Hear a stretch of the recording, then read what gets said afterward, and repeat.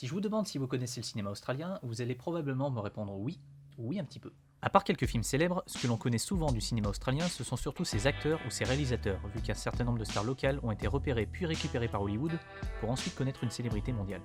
Même si les plus connus sont évidemment Hugh Jackman, Nicole Kidman ou Heath Ledger, la liste est assez longue et force est de constater que le pays des kangourous se défend plutôt bien dans le domaine.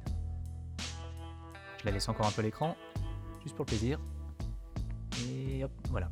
Mais si je vous demande si vous connaissez le cinéma bis australien, vous allez me répondre oui, Mad Max. Mais hormis Mad Max.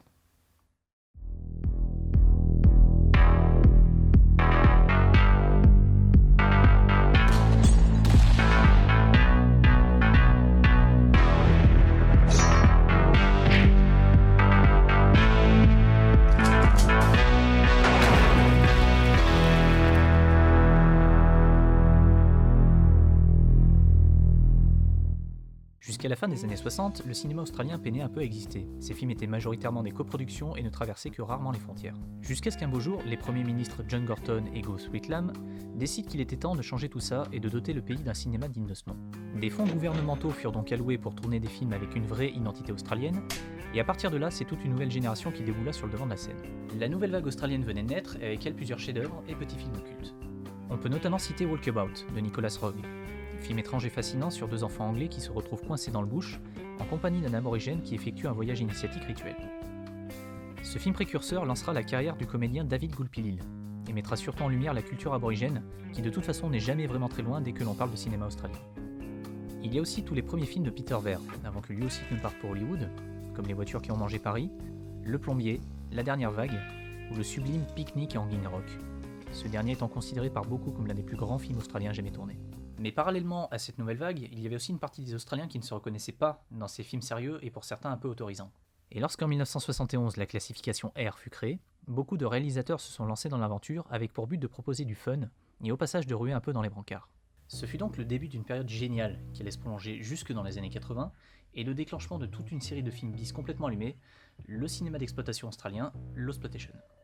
Même s'il est paradoxalement réalisé par Ted Kotcheff, qui est canadien, le premier grand classique de l'Exploitation pourrait bien être Wrecking Fright, sorti en 1971, et qui raconte comment un prof en apparence civilisé et propre sur lui va devenir une putain d'épave après seulement quelques jours passés dans l'outback avec la population locale. Ce film malade, poisseux, suffocant et inoubliable a été très longtemps invisible et fait partie des films les plus marquants que j'ai pu voir ces dernières années, mais je vous en parlerai plus longuement dans une prochaine vidéo. Comme pour Wrecking Fright, l'Exploitation a toujours été assez peu visible, car une bonne majorité de ces films n'existent pas encore en vidéo chez nous ou ont été très mal distribués. Il faut dire aussi que ces films ne font pas dans la dentelle, et à part quelques amateurs ou des curieux en manque de péloche allumée, le grand public ne risque pas de s'y aventurer. Et c'est un peu dommage tant l'Exploitation regorge de films qui n'attendent que d'être réévalués ou redécouverts. En premier lieu, le film Long Weekend, qui raconte l'histoire d'un couple en crise qui décide de partir quelques jours faire du camping dans la nature australienne. Le problème, c'est qu'ils vont passer leur temps à polluer, à dégommer des animaux, à massacrer tout ce qui les entoure, et qu'au bout d'un moment, Mère Nature en aura plein le cul, et va décider de se venger. Alors oui, ça a l'air très con dit comme ça, mais je vous assure que ce film vaut vraiment le coup d'œil, notamment pour la trouvaille géniale qu'ici le danger peut venir d'absolument partout. Une idée qui sera reprise plus tard dans les destinations finales. Autre film d'ambiance, Next of Kin, ou Montclair, Rendez-vous de l'horreur pour son titre français, qu'on qualifie souvent à tort de Shining australien. Alors il est vrai que le film fait penser par moments au classique de Kubrick, mais ne vous attendez pas non plus à la même chose. Selon moi, Next of Kin est plutôt à considérer comme une bonne petite série B avec des moments de flip réussis, quelques très beaux plans et une histoire qui tient en haleine même s'il y a parfois quelques petites longueurs, et un final bourrin qui détonne un peu.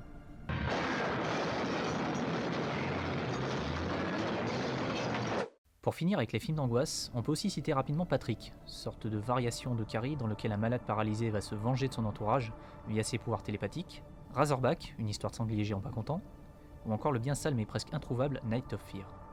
Attends, s'il te plaît. L'Exploitation, c'est pas que des films d'horreur ? Non, alors en fait, il n'y a pas que ça, mais selon moi, si tu veux, l'Exploitation, ça peut être résumé en 4 choses. Des couilles étalées sur l'écran. J'entends par là un déballage quasi constant de testostérone, que ce soit dans les dialogues outranciers, les bastons permanentes ou la bière qui coule à flot. Grosso modo, l'Australien en a une grosse et aime bien te le faire savoir. Du sexe. Là aussi, on n'est pas là pour réfléchir.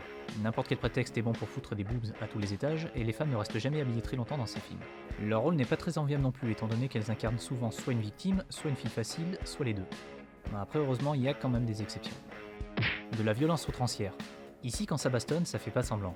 Et quand le gore s'invite à la fête, il n'arrive pas sur la pointe des pieds, il t'en met juste plein la gueule. de la vitesse et de la tôle froissée. Un peu comme les Américains, les Australiens entretiennent une espèce de culte pour leur bagnole. Mais là où les Américains sont un peu limités par le terrain ou les autorisations de tournage lorsqu'il s'agit de filmer une course-poursuite, les Australiens eux pas du tout. Du coup, grands espaces où on est libre de faire ce que l'on veut, plus mentalité australienne de c'est dangereux mais on s'en fout, c'est fun, on le fait quand même, ça donne les courses-poursuites et les crashs parmi les plus dingues vus sur un écran. Mais s'il y a bien un homme qui symbolise à lui tout seul l'exploitation et ses excès, c'est Brian Trenchard-Smith. Ces films ont tous été réalisés avec le même but, divertir un maximum en ne se prenant pas la tête.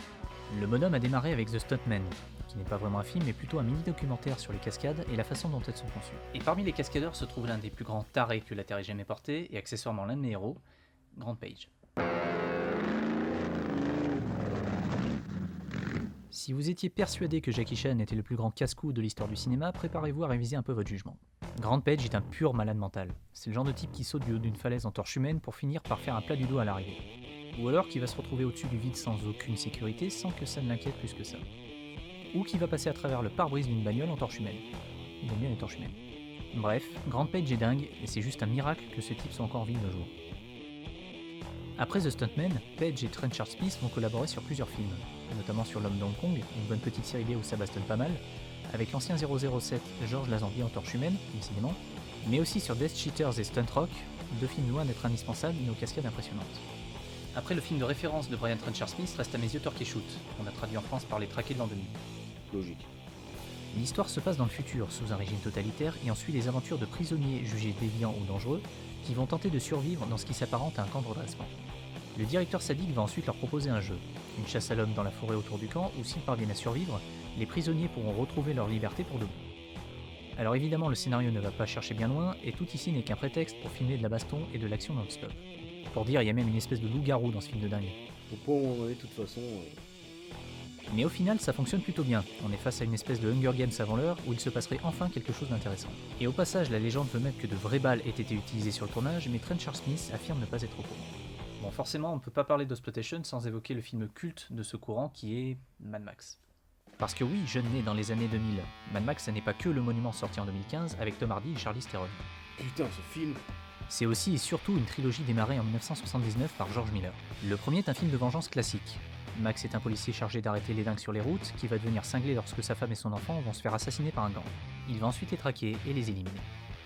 Le second et le troisième, même s'ils restent avant tout des films d'action, appartiennent plus au genre post-apocalyptique. Dans ces deux films, on retrouve Max qui erre sur les routes, puis se retrouve témoin d'un conflit entre deux camps. Il va au final prendre parti pour les plus faibles et les aider à affronter le camp adverse. Ce qui a fait que ces films ont marqué une génération entière et ont fait le tour du monde, permettant au passage à l'Australie une visibilité qui lui manquait cruellement, c'est juste qu'on n'avait jamais vu ça auparavant. Jamais des courses-poursuites n'avaient été filmées de façon aussi brutale et spectaculaire. La scène finale de Mad Max 2 restera longtemps le maître étalon du genre, avant d'être finalement dépassée par celle de Mad Max Fury Road. Putain, ce film... La caméra au ras du sol, la sensation de vitesse, les crashs démentiels et la violence de l'ensemble ont mis KO tout le monde à l'époque et entraîné par la suite pas mal de copies foireuses qui n'atteindront jamais les films originaux.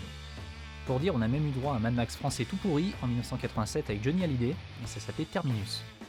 Putain, ce... Aujourd'hui, certains réalisateurs comme Kaya Roach Turner ou Greg McLean tentent de renouer avec l'esprit de l'exploitation. Mais si le cadre ne trompe pas et que le gore est présent, il manque généralement un peu de cette folie caractéristique qu'il y avait dans les films de l'époque.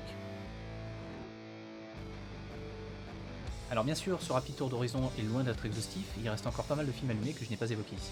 Mais si vous en voulez encore, je vous conseille de vous ruer sur le documentaire de référence concernant l'exploitation, Not Quite Hollywood. Ce qui me permet de souligner un paradoxe, car si ce documentaire est disponible dans DVD en France, c'est encore une fois rarement le cas des films qu'il présente. Quand un éditeur se penche sur le cinéma bis, il s'agit très souvent de cinéma italien ou américain, et à ma connaissance, il n'y a pas encore eu de collection dédiée à l'exploitation. Donc espérons que cela change un jour, histoire qu'on puisse nous aussi goûter aux joies de l'exploitation australienne. Toujours finir en finesse. C'est important. T'as tout compris.